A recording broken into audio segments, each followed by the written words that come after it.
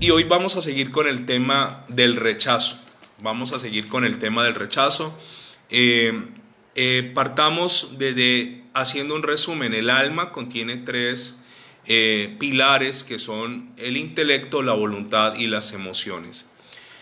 Nosotros muchas veces sabemos lo que tenemos que hacer, lo sabemos, intelectualmente sabemos que tenemos que hacer, pero nos falta voluntad. Voluntad es la capacidad de llevar a cabo aquello que sabemos que tenemos que hacer. Entonces el punto es que mucha gente no cambia, no porque no quiera cambiar, sino que no tiene esa voluntad de cambio. Y el punto está aquí. Nosotros entendemos que hay que trabajar es la raíz del problema, no el fruto del problema. De hecho, le cuento que nosotros estamos haciendo un trabajo de rompimiento de maldiciones generacionales. Con un grupo ya se nos ha crecido a 30 casi personas, y les cuento que nosotros hacemos un ejercicio muy interesante de hacer un árbol. No sé si en algún momento el Señor me lo coloque a hacerlo a través de la iglesia en casa, y hacemos el árbol y lo partimos en tres: el fruto, el tronco y la raíz. Al fruto le llamamos pecado, al tronco le llamamos rebelión, a la raíz le llamamos iniquidad. Ahora, no voy a desviarme del tema, sino que simplemente quiero decirle que el fruto es lo que se ve malo de nosotros, y normalmente la gente trabaja el fruto. Entonces, cuando usted a un árbol le quita el fruto y el árbol es malo, simplemente es cuestión de tiempo para que el fruto vuelva a aparecer. Por eso nos encontramos con personas que cambian, y cambian 5 meses, o cambian 6 meses, o cambian 4 meses, o nosotros mismos cambiamos un tiempo y después volvemos a recaer en algo. Y esto es frustrante, volver al mismo pecado, al mismo error, a la misma situación, porque estamos trabajando el fruto y no estamos trabajando la raíz. Cuando atacamos la raíz, el fruto se seca. Cuando se seca la raíz, se seca el fruto. Así que le quiero contar que esto que estamos haciendo del alma es ir a la raíz. ¿Por qué? Porque el alma tiene voluntad, tiene intelecto, tiene emociones. Ahora, intelectualmente sabemos que hay que hacer, no hay voluntad. ¿Por qué razón? Porque el diablo de manera sistemática durante años y años y años se encargó de dañar nuestras emociones. El adulto que tú eres hoy, el joven que eres hoy, es simple y llanamente el resultado y la suma de acontecimientos de tu vida favorables o de dolor. Y entonces nos encontramos hoy con gente que tuvo muy malas experiencias en su infancia, en su niñez, y hoy son adultos recios, adultos amargados, adultos que no expresan emociones, que hablábamos en un tema anterior de la supresión de emociones. Realmente suprimir es borrar. No se pueden suprimir emociones, sino se suprimen expresiones de las emociones. Gente que le cuesta trabajo abrazar y ser abrazados. Entonces, por eso estamos viendo estos temas de sanidad del alma, y estamos hoy hablando acerca del rechazo. El Salmo 51, versículo 17, parte B, dice lo siguiente: al corazón contrito y humillado no despreciarás tú, oh Dios. ¿Qué dice la Biblia? Al corazón contrito. La palabra contrito significa arrepentido o compungido. Y dice que al corazón contrito y humillado no menosprecia a Dios.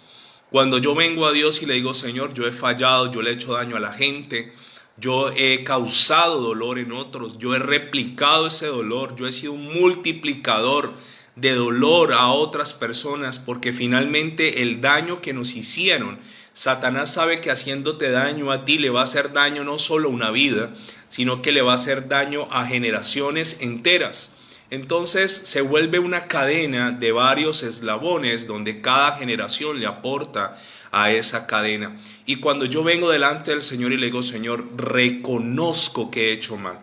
Yo no sé si usted ahí en su casa puede levantar su mano al cielo y decirle: Señor, yo he hecho mal y te pido perdón. Yo he dañado a otros.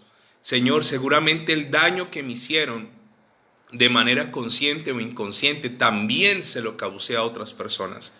Proverbios capítulo 19, versículo 3 dice: la insensatez del hombre tuerce su camino y luego contra Jehová se irrita su corazón. Entonces, ¿cómo trabajan las tinieblas? Las tinieblas traen algo que se llama insensatez. ¿Qué es insensatez? Imprudencia, irresponsabilidad, ligereza, necedad. Hacemos cosas a la ligera, imprudentes, neciamente. Y luego cuando el hombre tuerce su camino por su necedad, luego culpa a Dios. Hoy es una buena noche para decirle a Dios que antes la hemos sacado barata, que antes nos ha ido bien. Muchas veces hicimos daño, fuimos personas rencorosas, fuimos personas vengativas, fuimos personas que también en otros dejamos una huella negativa. Y hoy es una buena noche para decirle, Señor, perdóname por el daño que le causé a otras personas. Perdóname por lastimar, por herir a mi esposa, por herir a mi esposo, por herir a mis hijos, por herir a mis padres, por herir a mis hermanos. Perdóname. Dios no nos creó para ser nocivos para el prójimo, sino que nos creó para hacer una respuesta. Ahora, Satanás y sus secuaces saben que el tiempo que ellos deben aprovechar para dañar al ser humano es sus primeros años. Porque es en los primeros años donde somos vulnerables, donde somos frágiles y donde somos maleables o moldeables. Ahí estamos siendo formados. Cuando una persona es dañada en su niñez, esto le va a crear algo que se llama una estructura mental, un paradigma, un arquetipo, algo que es un cimiento en su vida, es una edificación, es una fortaleza mental que con el pasar de los años va a ser muy difícil tumbar y cambiar. Entonces el trabajo en sí de Satanás de dañar el alma, de causar heridas en las emociones, se enfoca en la niñez. Recuerde que es en la niñez donde más daño nos hacen. Ya luego obviamente vendrán consecuencias. En nuestra adolescencia todavía hasta ahí hay ciertas etapas. En estos días les estaré hablando de cuántas estaciones hay en la vida antes de que ya no se pueda corregir algo humanamente hablando, hasta dónde somos formados en nuestro carácter. Entonces, ¿qué ocurre? Satanás se enfoca en dañarte. Y yo hoy le quiero seguir hablando de tres circunstancias de la vida que dañan profundamente y que causan rechazo. Hoy le quiero seguir hablando de padres sobreprotectores, le quiero hablar de padres demasiado exigentes o perfeccionistas. Si me alcanza el tiempo, hablaré de la adopción y mañana le hablaré lo que implica la pérdida para un niño de la muerte de su papá o de su mamá. Si Dios lo permite, mañana alcanzamos. Vamos a ver hasta dónde podemos llegar hoy. ¿Qué es el rechazo? Es una conducta evidente de no ser amado, no ser aceptado. Recuerda que la mayor necesidad de nosotros los seres humanos es sentirnos como amados, amados. Cuando usted conoce un adulto que hace show, un adulto que genera conflicto, un adulto que es demasiado sensible, un adulto que toma las cosas muy a pecho, un adulto que a veces quiere generar como esa autocompasión, detrás de ese adulto hay un niño o hay una niña que fue dañada. Hay un niño o una niña que le faltó amor. Hay un niño o una niña que de pronto tuvo el amor de mamá, pero no el amor de papá. O de pronto tuvo el amor de papá, pero no el de mamá. Y entonces es necesario ir hasta la raíz, es necesario encontrar esa raíz. Y después de encontrar esa raíz es necesario confrontarnos con eso para ser sanados. ¿Sabe? La palabra rechazo significa negar, repeler, rehusar, rehuir, empequeñecer, aborrecer y despreciar. Haciendo este ejercicio recordé una historia vergonzosa de mi adolescencia que puedo contar, ¿no? Hay cosas que seguramente no se pueden contar, pero hay cosas que se pueden decir. Y en mi adolescencia recuerdo un muchacho, nosotros teníamos un grupo. Usted sabe que el adolescente crea vínculos con los grupos porque ya cuando adolece, ¿no? La adolescencia es sinónimo de dolor. Cuando está creciendo comienza a ver a sus papás como enemigos. Eso creo que le pasa a la gran mayoría de los adolescentes. Entonces ya sus papás son sus enemigos, ya el cucho está muy viejo, el cucho no sabe, la cucha no sabe, son demasiado obsoletos, son muy cansones, son arcaicos, son primitivos, están amargados porque me dicen. Entonces el adolescente se relaciona con otros adolescentes. Y recuerdo que uno de los sinónimos de rechazo es rehuir, es sacarle del cuerpo algo. Y nosotros a un muchacho específico, pues siempre me reservo los nombres, Cada vez que él llegaba, nosotros nos íbamos. Entonces lo veíamos venir, entonces decíamos, cuando él llegue aquí, cada uno se va para su casa o se va para alguna parte.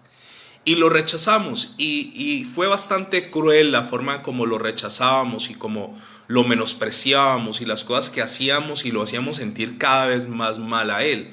Obviamente un adolescente no dimensiona sus actos y las consecuencias, pero sentirse uno rechazado, sentirse uno que a la gente no le importa, sentirse poco amado, sentirse repelido. Otro sinónimo es empequeñecer, sentirte pequeño no es una sensación agradable para nadie. Ahora, esto viene desde la niñez y yo ayer me quedé en el tema de la sobreprotección y permítame decirle algo con esto de la sobreprotección. Al niño que todo se lo hacen, él crece en una burbuja y este niño no lo dejan ser, no lo dejan vivir, no lo dejan aprender por sí mismo. Entonces los papás todo el tiempo están interviniendo en la vida del hijo. Y vuelvo digo, la motivación no es mala, es cuidarlo, pero es un cuidado excesivo. Entonces recuerde que este exceso de cuidado simplemente se comunica y le estás transmitiendo a tu hijo un sentimiento de inferioridad. O sea, él va a comenzar a depender tanto de ti que va a sentir que él solo no puede y no es correcto.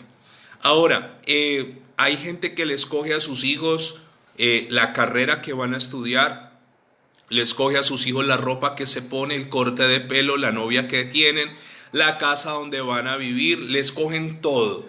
Entonces una persona sobreprotegida es una persona rechazada y parece contradictorio, porque entendemos por rechazo repeler, rehuir, evitar a esa persona, pero al rechazar a esa persona a través de la sobreprotección le estamos diciendo no eres capaz solo, no eres capaz y esto genera un sentimiento de inferioridad.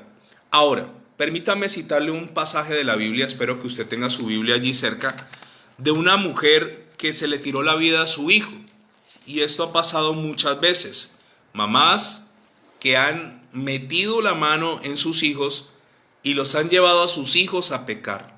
Recuerde que yo les decía que en Efesios dice, y vosotros padres no provoquéis a ir a vuestros hijos. Y hay mamás y hay papás sobreprotectores que no dejaron ser a sus hijos. Hay momentos donde ahorita con esto del aislamiento, la cuarentena, tener a tu hijo en casa 24/7 es complejo. Es complejo. Muchas veces yo estoy estudiando la palabra y mi hijo está encima, quiere jugar conmigo, está haciendo ruido, está gritando, está preguntándome cosas y yo estoy escribiendo y estoy estudiando y estoy, sí, mi amor, sí, tal cosa. Y es complejo tenerlo y a veces él grita y corre y salta y hace ruido y hace daños y hace cosas, pero es forma de su personalidad, de su forma de ser.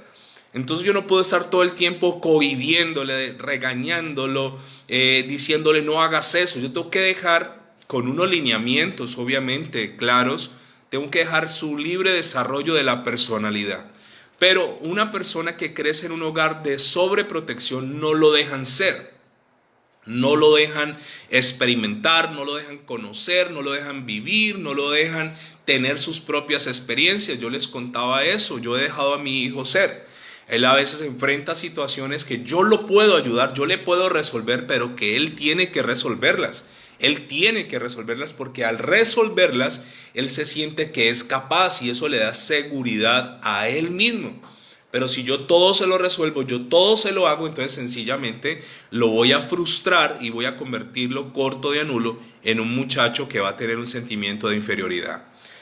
Permítame hablarle de una mamá que se le tira la vida a un hijo. En la Biblia hay varias historias, pero quiero citar una.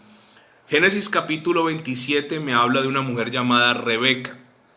Rebeca es la esposa de Isaac.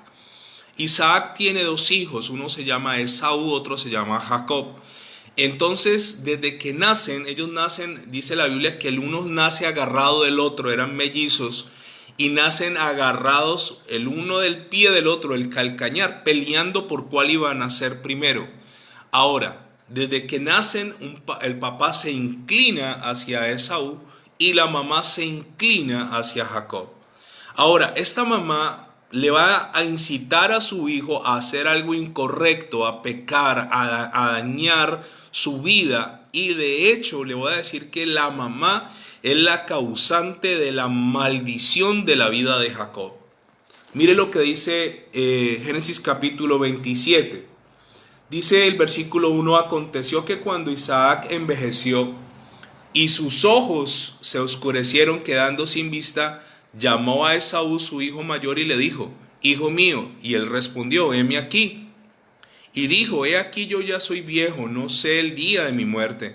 Toma ahora tus armas, tu aljaba, tu arco, y sal al campo y tráeme caza. Y hazme un guisado como a mí me gusta, y tráemelo y comeré, para que yo te bendiga antes que muera.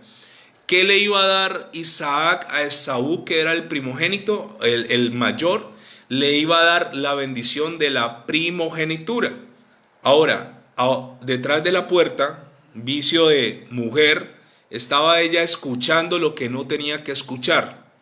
Entonces ella está escuchando que su papá, que su esposo va a bendecir a su hijo Esaú. Pero ella va a meter la mano acá porque es una mamá sobreprotectora. Versículo 6. Entonces Rebeca habló a Jacob su hijo, diciendo: he aquí, yo he oído que tu padre, que hablaba con Esaú tu hermano, diciendo: tráeme caza y hazme un guisado para que coma y te bendiga en presencia de Jehová antes que yo muera. Esto es lo que se utilizaba. Recuerde que el que tenía la bendición de la primogenitura se consideraba que era el más importante de los hermanos. Ese era el más importante, el primogénito. De hecho, a él le correspondía una doble porción de la herencia. El primogénito era el que iba a tomar la vocería en casa. Cuando el padre moría, el hijo mayor era el que tomaba la batuta, el que tomaba la dirección del hogar, el que dirigía, el que estaba gobernando el hogar. Ahora ella escucha y planea algo. Versículo 8. Ahora pues, hijo mío, obedece a mi voz, a lo que te mando. Ve ahora al ganado y tráeme de allí 2 buenos cabritos de las cabras, y haré de ellos viandas para tu padre como a él le gusta. O sea, ella le dice: vaya, tráigame, yo le voy a cocinar a su papá, porque yo sé lo que a él le gusta. Y Jacob, y dice el versículo 10, y tú las llevarás a tu padre y comerá, para que él te bendiga antes de su muerte. Mire lo que ocasiona una mamá insensata. Ella va a engañar a su marido que está ciego para que el otro sea bendecido. Esto me parece absurdo. Pero sin embargo esta mujer lo quiere hacer y le dice: vaya, traiga, yo le cocino. Los padres sobreprotectores le hacen un daño a sus hijos. ¿Qué le quería evitar mamita a Jacob? Sufrimiento. Le quería evitar ser el segundo. Ella, a como diese, quería encajarlo a él en la primogenitura. Entonces dice Jacob en el versículo 11, es sensato Jacob y le dijo Jacob a Rebeca su madre: he aquí, Esaú mi hermano es hombre velloso y yo lampiño. Quizá me palpará mi padre y me tendrá por burlador, y traeré sobre mí maldición y no bendición. O sea, él dijo: mamá, yo no debo hacer eso. Si nosotros, él es velludo, es un tipo con pelo, y tiene más pelo una botella, soy lampiño. Entonces ella le dice a él le dice: al hacer esto no voy a traer bendición si me descubren, sino que voy a traer ¿qué? Maldición. Pero la señora insiste. Versículo 13. Y su madre respondió: mire las palabras de esta mamá: hijo mío, sea sobre mí tu maldición, solamente obedece a mi voz y ve y tráemelos. Ella le insiste, ella le dice: vaya que yo respondo, que venga sobre mí la maldición. Ahora, finalmente usted sabe que se descubre, ¿no? Porque ese es el tema de las mentiras. Las mentiras, el diablo tapa y destapa. Eso es así. El diablo tapa mientras conviene y luego saca a la luz y avergüenza y daña. Entonces, cuando ya Esaú se da cuenta que su hermano hizo eso, lo va a asesinar. Y esta mamita alcahueta sobreprotectora no permite que su hijito Jacob enfrente las consecuencias. Ella no permite que Jacob ponga la cara y diga: vea, no me mate, pero póngame otro castigo, pídame lo que quiera, pero no me mate. Sino que la mamá sobreprotectora es la que esconde a sus hijitos delincuentes. Esconde a su hijito y le evita el dolor, acomoda todo. Chantajea, paga, soborna, coacciona, hace lo que tenga que hacer. Al hijito lo regañaron en el colegio por mala conducta, entonces la señora se sale de la ropa, porque para ella su hijito es casi un santo varón.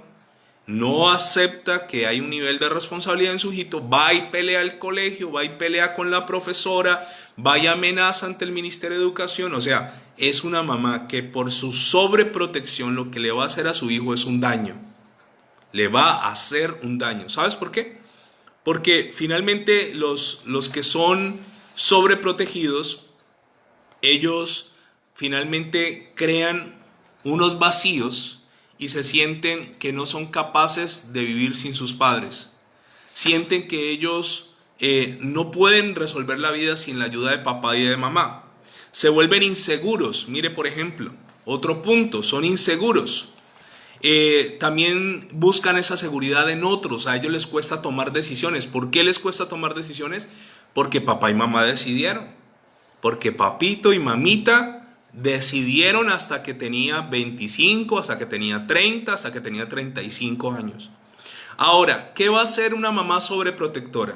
¿Qué haría una buena mamá aquí? Diría, hijo, ¿sabes qué? Nos equivocamos. Y usted y yo vamos a poner la cara porque yo fui la que lo incité. Yo soy intelectualmente la que hice todo el plan y usted lo consumó. Pero no, ella idea otro plan sobreprotector para su hijito y le dice, papi, digo yo así, ¿no? La Biblia no dice, papi, váyase para donde mi hermano, para donde Labán, y lo manda a esconder. Génesis capítulo 42. Y fueron dichas a Rebeca las palabras de Esaú, su hijo mayor. Y ella envió y llamó a Jacob, su hijo menor, y le dijo, he aquí, Esaú tu hermano se consuela acerca de ti con la idea de matarte. Versículo 43. Ahora pues, hijo mío, obedece a mi voz y levántate y huye a casa de Labán mi hermano en Harán y mora con él algunos días hasta que el enojo de tu hermano se mitigue. ¿Qué hace esta alcahueta sobreprotectora? Lo encubre y le dice, vete algunos días. Mire, ese algunos días, usted ha leído este pasaje, algunos días son 20 años, porque el odio de Saúl no se mitigó en días, porque lo que el otro le robó era algo gravísimo. Pero aquí que estaba operando una mamá sobreprotectora. Ahora, ¿qué les quiero decir? Consecuencias de la sobreprotección: baja autoestima, bajo concepto de sí mismo. No se siente capaz de afrontar situaciones por sí solo. No se siente capaz de enfrentar un problema. Romanos capítulo 12, versículo 3, hablando de el autoestima, mi concepto propio, dice: digo pues por la gracia que me es dada a cada cual que está entre vosotros, que no tenga más alto concepto de sí que el que debe de tener, sino que piense de sí con cordura, conforme a la medida de fe que Dios repartió a cada uno. La Biblia dice que yo no debo pensar más elevado ni más bajo del concepto que tengo. La palabra cordura significa buen juicio, equilibrio, prudencia. Ahora, una persona sobreprotegida tiene problemas para relacionarse con los demás. ¿Por qué? Porque no le gusta confrontar. El que fue sobreprotegido no confronta, evita.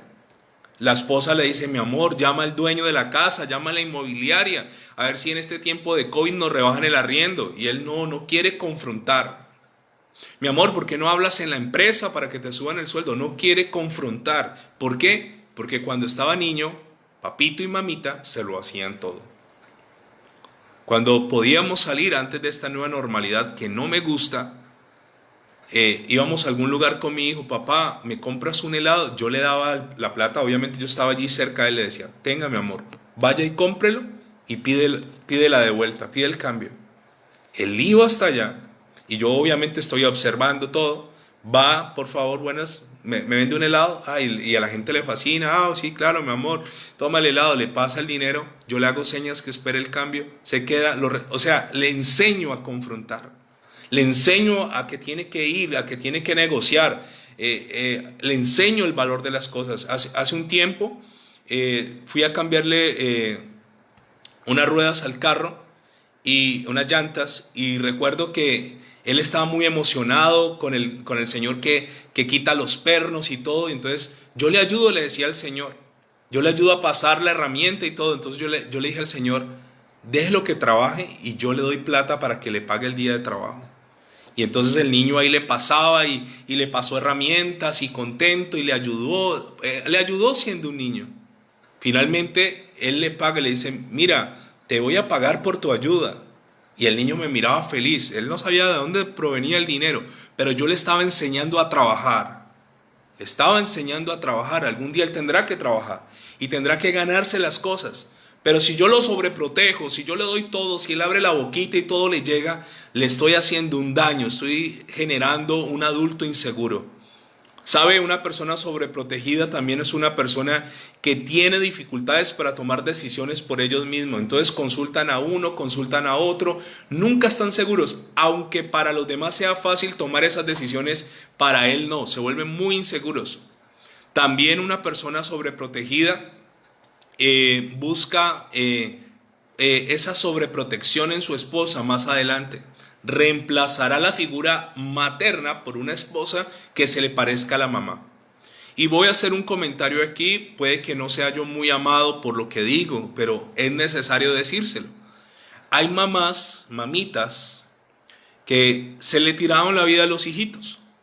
Y algo que yo he notado es, y lo he atendido en consejerías varias veces, es que la mamita le dice al hijito o a la hijita cuando se van a casar, les dice, mi amor, papi, cuando usted se vaya de esta casa, su habitación le va a quedar intacta, ¿oyó, mi amor? Y si usted pelea con esa mujer, véngase para la casa, que aquí usted tiene su cama, aquí tiene su comidita, aquí usted tiene todo. Mal hecho, mal hecho. Cuando un hijo se casa y una hija se casa, tienen ya su hogar aparte. Pueden venir de visita, sí, pero en esta casa ni ella ni él van a ser aceptados aquí. ¿Por qué? Porque cuando una pareja pelean y tienen la opción de que mamita los espera con la comidita caliente, entonces ¿para qué me arreglo con mi mujer si tengo el plan B? Y muchas suegras bien intencionadas, démosle el beneficio de la duda, se han tirado hogares así. Entonces el tipo tiene la discusión con su mujer y en vez de solucionarlo, corre a llamar a mamita. ¿Y qué le dice mamita? Mamita le dice, papi, véngase, no sufra. Aquí tiene su camita, aquí tiene todo su osito, todo le espera en su casa. Y él va a la casa y eso daña el hogar. Marcela y yo llevamos 21 años juntos y hemos pasado momentos difíciles como toda pareja. Pero nunca, jamás, hasta el día de hoy, hemos pasado una noche durmiendo aparte ella y yo. Hemos dormido en la misma cama, espalda con espalda, pero en la misma cama. ¿Sabe? Muchas veces esas mamás sobreprotectoras le enseñan a los hijos esto. Los hijos sobreprotegidos son hijos que abandonan las cosas cuando no les salen bien. Las abandonan, las dejan tiradas. Comienzan un trabajo, los comienzan a tratar mal, los humillan. No vuelvo a trabajar. Mamita, ¿qué dice? Ay, sí, papi, no vuelva. ¿Qué va a ir allá si lo tratan mal? Papá sobreprotector, ¿qué dice? Sí, hijo, no te valora, no vuelvas. Te lo tiraste. Te lo tiraste. ¿Sabe una cosa? Hace un tiempo alguien me decía, es que en el trabajo me humillan, es que en el trabajo me tratan duro. Yo le decía, hermano, eso es trabajo. Yo tuve que trabajar en muchas cosas en la vida. Y le cuento, yo tuve un trabajo hartísimo, cargando camiones, baje cajas, suba cajas, todo el día. Pero había que trabajar. Había que trabajar. Fui vendedor de libros puerta a puerta, vendía hamburguesas en la calle, vendía ropa en los pueblos. Que hice casi de todo. Trabajos duros. Pero había que trabajar. Pero el que es sobreprotegido va, intenta y vuelve de nuevo y no le funciona nada. Y no le funciona la vida de pareja porque es sobreprotegido. Y aquel que te diga a ti que la vida de pareja pues es una cosa idílica es mentira. La vida de pareja es dura. Así tu pareja sea una gran mujer, un gran tipo. O si no, pregúntele a mi esposa qué tan duro ha sido para ella estar casada conmigo. Seguramente tiene muchas historias que contar. Entonces, la vida de pareja es una vida de resistencia, es una vida de tolerancia, es una vida de negación, es una vida de morir a mí mismo para hacer feliz al otro, es una vida de imperfección donde Dios se glorifica en medio de toda esa situación. Pero el que es sobreprotegido tiene un problema y abandona trabajos, abandona proyectos, abandona herencias, prefiere abandonar antes que confrontar. Finalmente quiero decirle algo más de estas personas. Son personas muy inseguras, adultos muy, muy inseguros. Porque de niño no los dejaron ser. No corra, no salte, no diga, quédese quieto. Aviejaron a niños, no los dejaron ser. Hay que dejarlos ser dentro de lo permitido por el Señor. Yo le doy gracias a mi mamá porque mi mamá nunca me pegó cuando yo le pegué a otro niño. Nunca. Nunca jamás. Yo llegaba, creo que cada semana con una nota del colegio. Mire, su hijo le pegó a yo no sé quién. Mire, su hijo. Mire, su hijo.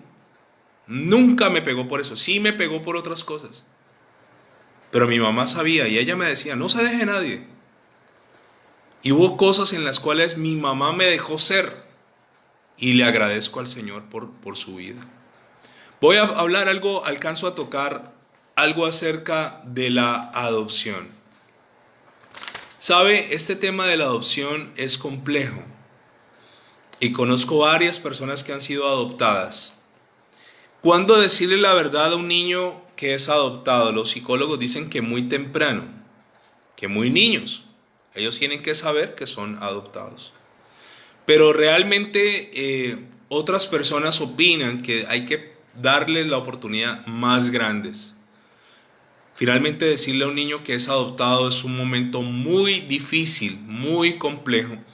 Permítame decirle algo que puede ser muy útil para usted si tiene hijos adoptados o si usted es una persona adoptada. Primero le quiero decir que la adopción es un acto de amor, se lo dije ayer, es un acto de amor maravilloso. Tan maravilloso que Dios en la Biblia nos llama a nosotros hijos adoptivos. Los no judíos, los gentiles, somos hijos de la adopción. La adopción es un acto de amor, es una decisión de amor. Ahora, cuando una persona se encuentra en el tema de la adopción, esa persona se cuestiona varias cosas. ¿Me parezco a mis padres biológicos? ¿Tiene sentimientos de enojo, de tristeza, de rabia? Y levanta una estructura. Voy a volverle a hablar de las estructuras o los paradigmas. Son fortalezas mentales. ¿Qué genera la adopción? Una estructura que tiene unos bloques. El primero se llama la falta de conexión por la pérdida. Cuando una persona se entera que ha sido adoptada, hay unas pérdidas secundarias. No solo es perder papá y mamá biológicos, sino perder tíos, primos, abuelos, familiares de ese que era mi papá o mi mamá biológica. Entonces ahí está en la estructura una pérdida de conexiones secundarias.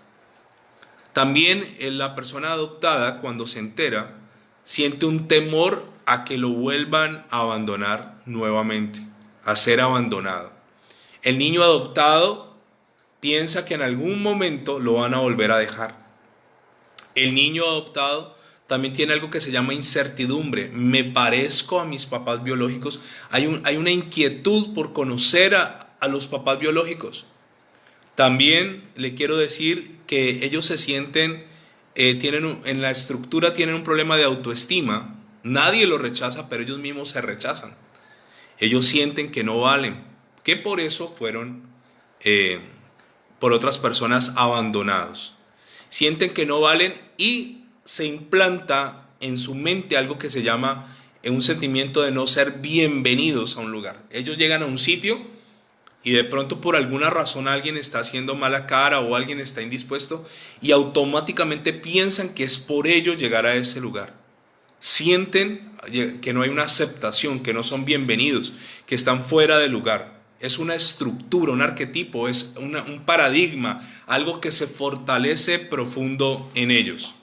Ahora, las personas adoptadas también tendrán que enfrentar otras cosas. Permítame decirle algo y concluir. Dentro de estas cosas, ellos van a tener sí o sí que enfrentar su pasado, un pasado que duele, un pasado de dolor.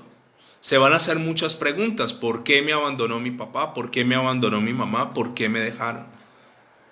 Físicamente ellos se van a sentir a veces mal físicamente al pensar, ¿será que por ser niño o por haber nacido niña fue que me abandonaron? Van a cuestionar su identidad.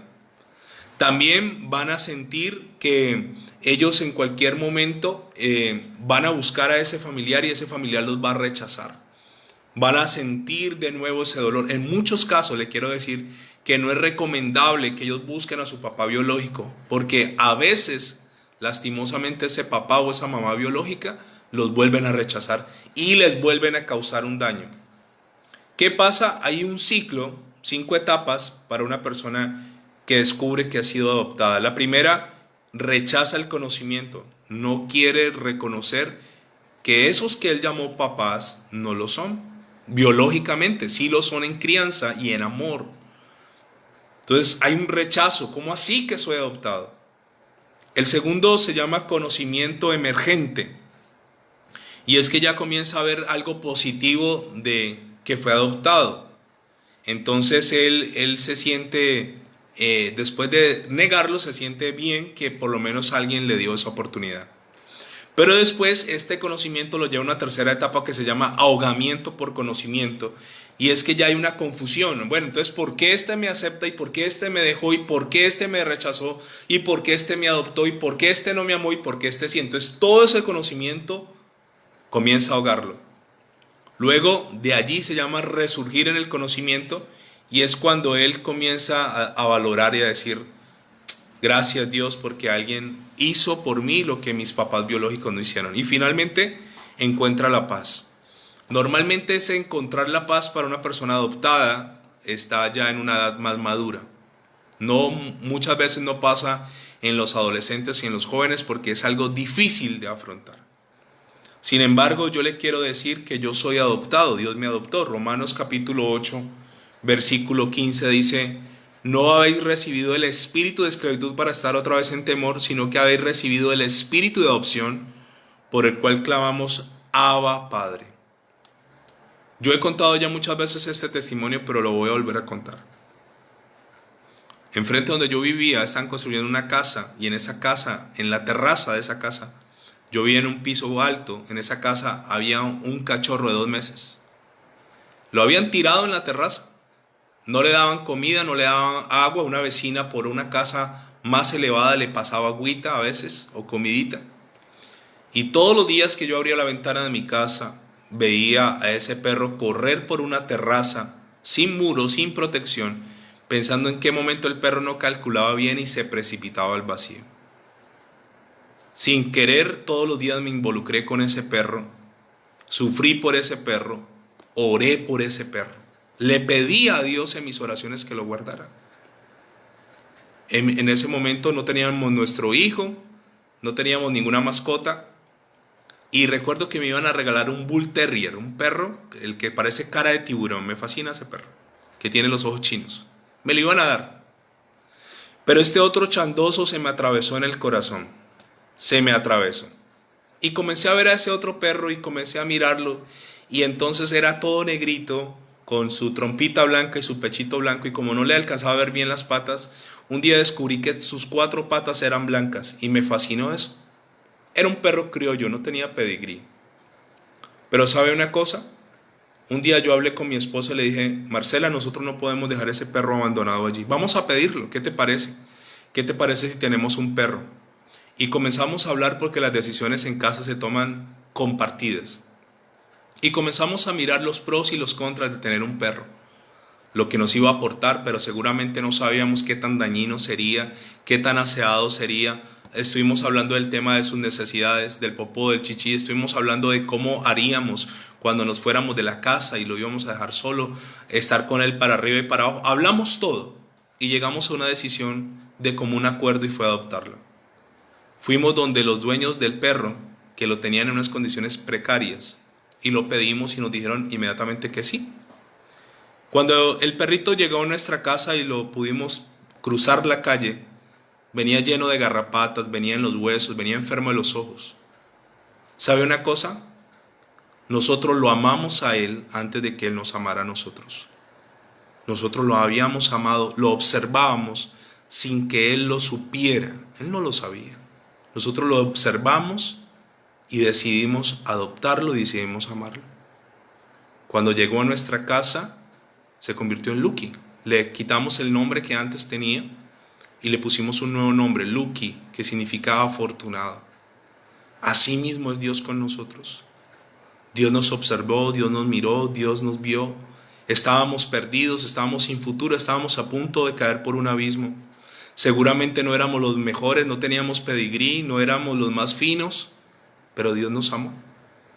Y Dios nos amó y nos adoptó, nos trajo. Cuando nosotros llegamos a Dios, la palabra de Dios dice que nosotros amamos a Dios porque Él nos amó a nosotros primero. Y yo comprendí que la adopción es un acto de amor generoso.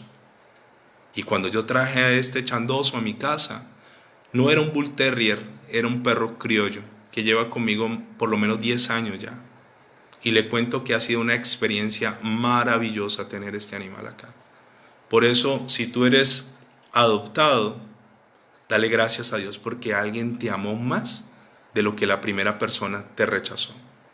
El amor de la adopción es un amor gigante y es un amor generoso y es un amor que se parece al amor de Dios. Vamos a parar allí, vamos a darle gracias al Señor. ¿Qué tal si le damos gracias? Y oremos en esta hora de la noche. Padre Celestial, quiero agradecerte. Y gracias porque un día nos viste a nosotros, estábamos perdidos, sin futuro, sin esperanza, pero nos ayudaste, Señor. Señor, no sé qué viste en mí, Dios, no sé qué viste en nosotros. No somos los mejores, no somos los más calificados ni los más inteligentes. Señor, dice la Biblia que antes de lo vil y lo menospreciado, de lo débil del mundo, escogiste tú, Señor, para adoptar, Señor. Y gracias, Señor, porque al adoptarme, me adoptaste con todo lo bueno y con todo lo malo. Gracias, Señor, por esta oportunidad de amor que nos das. Y yo hoy, Señor, quiero pedirte que sanes nuestras heridas de dolor. Seguramente un papá sobreprotector no tiene una mala intención, pero se le va la mano a veces. Una madre sobreprotectora que quiere tener el control de su hijo. El control está haciéndole un daño grande a su hijo o a su hija. Señor, y yo quiero hoy pedirte que si somos padres sobreprotectores, nos ayudes a cambiar ese concepto. Pero también si somos hijos que venimos de hogares sobreprotegidos, Señor, podamos superar eso y sentir que nosotros sí podemos hacer cosas, que sí somos capaces. Padre, hoy te pedimos perdón por todo daño causado a otros, pero también a su vez hoy queremos perdonar a aquellos que de forma voluntaria o involuntaria nos han hecho daño. Señor, hoy te pido que sanes las heridas de mi alma, sana mis emociones, para que así yo pueda tener control de mi voluntad y así pueda hacer lo que intelectualmente sé que tengo que hacer. ¿Cuántas niñas, cuántas mujeres que seguramente hoy nos están viendo no tuvieron el amor de papá y fueron a buscar amor en los brazos de otro hombre y lastimosamente pasaron de cama en cama buscando un amor que no han encontrado? Ayúdalas a encontrar ese amor de papá en ti, Señor. Ayúdalas a encontrar ese amor, esa aceptación, esa valía que perdieron cuando niñas. Y yo te doy gracias, Señor, por este tiempo de sanidad del alma, porque esto solo ocurre por ti y para ti. Y la gloria siempre será para ti, en el nombre de Cristo el Señor. Amén y amén.